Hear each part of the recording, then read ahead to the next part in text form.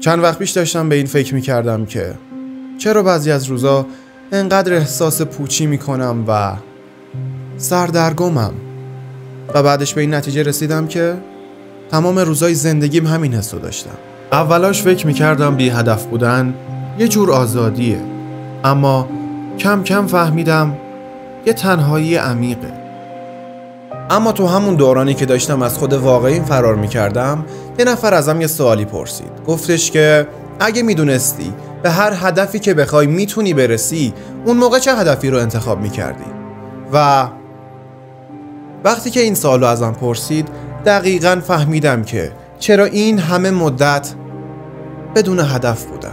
دلیل این بی هدفی این بود که من هیچ وقت احساس نکردم که میتونم از پس یه کاری بر بیام، و اون سوال به همین باور رو داد که فرض کن که میتونی، حالا چی؟ و فهمیدم که اگه خودم رو باور کنم، بدون شک هدف زندگی من پیدا میکنم. حالا من این سوال رو از شما میپرسم: اگه میدونستی به هر هدفی که بخوای میتونی برسی، اون موقع چه هدفی رو انتخاب میکردی؟ بیا با هم رو راست باشیم. جمله های انگیزشی بسته، محتواهای زرد و مسخره هم بسته. یه بار برای همیشه تو همین ویدیو مشخص میکنیم که دقیقاً میخوایم چه کار کنیم.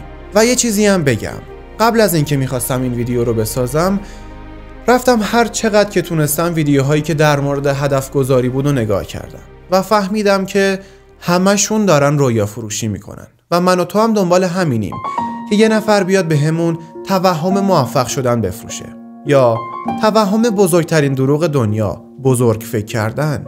و میدونی همین بزرگ فکر کردنه باعث میشه که من و تو توهم بزنیم. من نمیگم که اصلاً بزرگ فکر نکن، ولی میگم که اگه میخوای بزرگ فکر کنی یا اگه میخوای دستاوردهای بزرگی داشته باشی، از زاویه‌ای به موضوع نگاه کن که قابل دسترس باشه.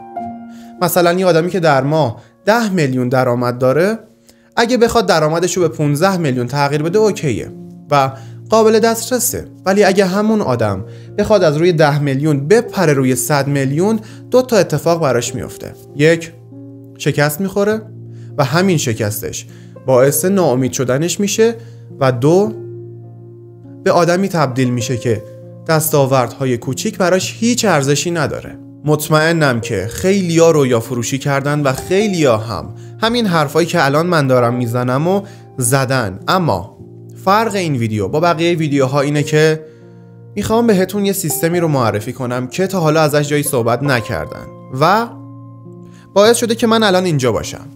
باعث شده که من تو صفر مطلق خودم رو بکشم بالا. وقتی که پدرم رو از دست دادم، تو صفر مطلق بودم. شرایطم خیلی خیلی خیلی سخت بود، ولی همین سیستم آروم آروم منو کشید بیرون. میدونم یکم حرفم عجیبه، ولی میخوام به هم اعتماد کنی. پس بدون هیچ معطلی بریم سراغ بحث اصلی. ازت میخوام بعد از این ویدیو وقتی که هدفتو پیدا کردی بیش از حد بهش فکر نکنی، چون اگه زیاد اعتماد کنی ازت سوء استفاده میشه. اگه زیاد فکر کنی افسرده میشی. اگه زیاد حرف بزنی دروغ میگی، و اگه زیاد سوال بپرسی دروغ میشنوی. پس بیا یه کاری کنی. بعد از اینکه هدفتو پیدا کردی خیلی بهش فکر نکن، چون هدفتو از دست میدی. ازت میخوام که داخل مسیرش بمونی و برای رسیدن بهش قدم برداری، ولی نذاری وقتی که زمین میخوری فکرش دیوونت کنه. ببین، هدف اصلی نه پوله، نه ثروته و نه حتی خونه های آنچنانی. هدف اینه که وقتی پیر شدی به خودت بگی دم خودم گرم که این همه سال با شرافت زندگی کردم. وقتی که این جمله ها رو داخل کتابا پیدا میکنم دلم میخواد همه جا جارشون بزنم، و تو هم باید همین کارو کنی. نه تنها باید خودت با شرافت زندگی کنی، بلکه باید به همه بگی که همین مسیر رو برن. اگه تا اینجا با حرفا موافق بودی و عمیقاً درکشون کردی، مطمئنم که اگه هدف داری میتونی بهش برسی، یا حتی اگه هدف نداری میتونی پیداش کنی. اما این سیستمی که دارم ازش صحبت میکنم اسمش مایکرو اکشن یا میکرو اکشنه که یه پیام خاص داره. با همون سوالی که اول ویدیو ازتون پرسیدم، بزرگترین هدفی که به نظرتون برای اون ساخته شدین رو انتخاب کنید و بعدش انقدر تیکه تیکش کنید که رسیدن بهشون خیلی کار سختی نباشه. به طور مثال هدفمون اینه که یه خونه 1000 میلیاردی بخریم و در حال حاضر درآمدمون به همچین خونه ای نمیرسه. داخل این موقعیت بقیه سیستم هدفگذاری‌ها میان میگن که درآمدتو بیشتر کن و بخرش. اما سیستم مایکرو اکشن میگه که بیا فعلا بیخیال اون خونه 1000 میلیاردی بشیم. الان بیا جوری رفتار و هدف گذاری کنیم که یه خونه 50 متری بخریم، یه خونه ارزونتر که با درآمدمون یکی باشه و بعد از اون یه خونه دیگه. با بکارگیری سیستم مایکرو اکشن 2 تا اتفاق میفته. یا ذره ذره با خرید چیزای کوچیکتر از خونه 1000 میلیاردی، مثلا طلا، بیت کوین، ماشین یا حتی خونه‌های کم متراژتر یا ارزونتر، یه سرمایه اولیه جور میکنیم و کم کم به اون خونه 1000 میلیاردی میرسیم. یا تو اتفاق دوم اصلا به اون خونه نمیرسیم، اما تو مسیر رسیدن به اون خونه کلی دستاورد داشتیم و کلی سرمایه جور کردیم. پس در هر صورت از این سیستم سود میبریم و یه نفعی برامون داره. و این سیستم فقط برای بحث‌های مالی نیست، میتونیم ازش تو هر چیزی استفاده کنیم، مثلا کاهش وزن یا حتی رسیدن به 1 میلیون سابسکرایبر داخل یوتیوب. اما بیا با هم صادق باشیم، من کتابای زیادی در مورد این موضوع خوندم، مثلا قانون 5 ثانیه مل رابینز یا حتی عادت‌های کوچک از استیفن گایز یا حتی عادت‌های اتمی از جیمز کلیر و همشون یه پیامی داشتن. اگه الان توی موقعیت بدی هستیم به خاطر تصمیمای مزخرفی هست که قبلا خودمون گرفتیم و میدونی پیامش اینه: اگه میخوایم داخل مسیر هدفمون قرار بگیریم باید اینو بپذیریم که همش تقصیر خودمون بوده و اینو گردن اینو اون نندازیم. و اگه بگم اولین راه برای وارد شدن به مسیر هدفمند بودن چیه، بدون شک میگم باید خودمونو ببخشیم. بیا بهش فکر کنیم، به تنبلیامون، به احساس بی‌معنا بودنمون، به احساس سردرگم بودنمون. بیا یکم بهش فکر کنیم. به نظر تو وقتی نتونیم خودمونو ببخشیم میتونیم به یه هدف فکر کنیم؟ نه، مشخصه که نمیتونیم. من وقتی که خودمو بخشیدم تونستم به اون چیزی که میخواستم تبدیل بشم. من پذیرفتم که تا اینجای زندگیم هیچ کاری نکردم و اینم پذیرفتم که از اینجا به بعد همه چی قراره تغییر کنه. و وقتی با این موضوع کنار اومدم هدفم من پیدا کردم.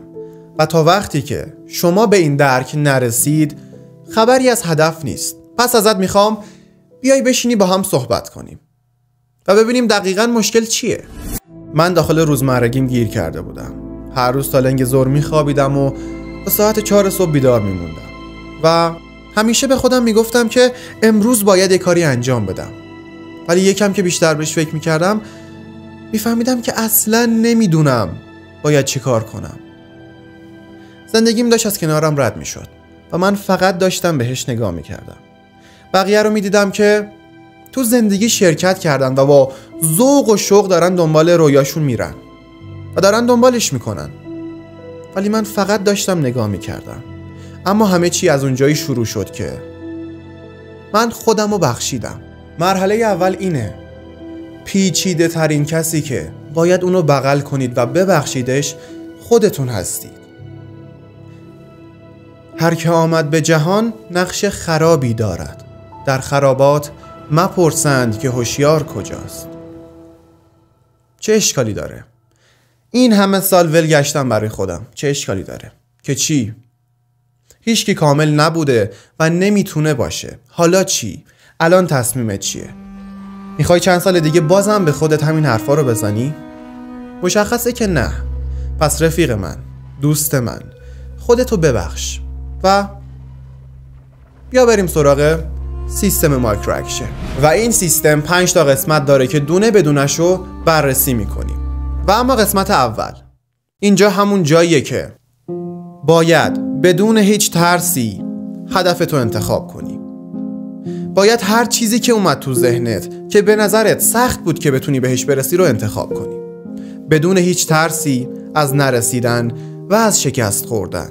میدونی من روزای اولی که نمیدونستم میخواستم چی کار کنم و هنوز هدفی نداشتم از نرسیدن میترسیدم و همیشه این جمله بهم دلگرمی میداد: تو مسیر رشد همیشه تنهایی، اما یادت باشه که خدا درست پشت سرته و میدونی اولین جرعه آب از لیوان علم به خدا ناباوری ختم میشه، اما در ته لیوان خدا منتظر ماست. اون اصلا کاری نداره که تو بهش اهمیت میدی یا نه. در هر صورت پشتته. تو بیا تو مسیر، اون خودشو نشونت میده. پس قسمت اول، بدون هیچ ترسی هدفتو انتخاب کن.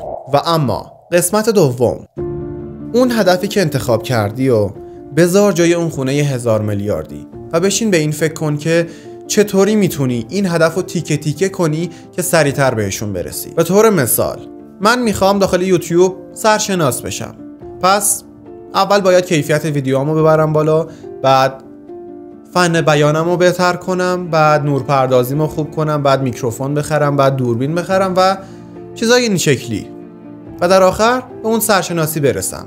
حالا شما همون هدفو قسمت بندی کن و ببین کدومش سخت‌تره و همونو اول انجام بده. وقتی که اونو انجام دادی ذهنت میگه اوکی، کار به اون سختی رو انجام دادم، پس بقیهشون خیلی چیزی نیست، از پس اونا هم برمیام. و اما قسمت سوم، اینجا وقتشه که برای اون تیکه‌های هدفتون یه زمان مشخص تعیین کنید. دلیلش هم اینه که مغزمون تمایل داره که یه کاری رو از اول شروع کنه، نه از وسط و نه از آخر. مثلا دیدی میخوای یه کاری رو انجام بدی، به خودت میگی از شنبه شروع میکنم یا از سال جدید شروع میکنم، چون مغز عادت داره که از اول شروع کنه. پس ما هم باش مخالفت نمی کنیم. یه زمانی رو براش تعیین کنید که بهش این پیش‌فرض رو بدیم که آره این زمانش اینه، اولش اینه، از اینجا شروع کن. و قسمت چهارم، زمان ارزیابی کاراتونه که باید یه سوال از خودتون بپرسید. بذارین بیام نزدیکتر. از خودت بپرس که 100 خودمو گذاشتم یا نه. اما قسمت پنجم، من همه سیستم‌های هدفگذاری رو امتحان کردم تقریبا. مثلا سیستم هدفگذاری اسمارت از جورج دورن یا حتی سیستم پروتکل ویسه که یه جورایی از کتاب عادت‌های اتمی نشأت گرفته و همشون تا یه جایی به هم کمک کردن. اما سیستم مایکرو اکشن به خاطر قسمت پنجمش تأثیر خیلی بهتری برای من داشت. سیستم مایکرو اکشن میگه که وقتی به یکی از تیکه‌های هدفت رسیدی یه هدیه به خودت بده که این هدیه باعث بشه انگیزه بگیری. و هدیه من اینه: هر وقت که یه قدمی برمیدارم یا یکی از این تیکه‌های پازل رو سر جاش میذارم، میرم سر خاک بابام و با غرور بهش میگم که دارم به هدفم نزدیکتر میشم. و احتمالاً تا حالا اینو تجربه کرده که وقتی یه اتفاقی میفته بدنت دوندون بشه. آره، من همیشه همین حسو پیدا میکنم و این به هم انگیزه میده، یه انگیزه‌ای که سرمو بگیرم بالا. تا اینجا به نظرم هرچی که لازم بود و بهتون گفتم، اما بعضی وقتا یه چیزایی میرسه به ذهنم که دوست دارم باهاتون در میون بذارم. پس ممنون میشم این افتخار رو به هم بدین که داخل تلگرام با هم صحبت بشیم. اگه دوست داشتید لینکش داخل بیوگرافی همین کانال هست و مثل همیشه امیدوارم که پیروز و موفق باشید. Little boy, you should be in your father's arms tonight. Little boy, today the darkness stole your light, and oh, little boy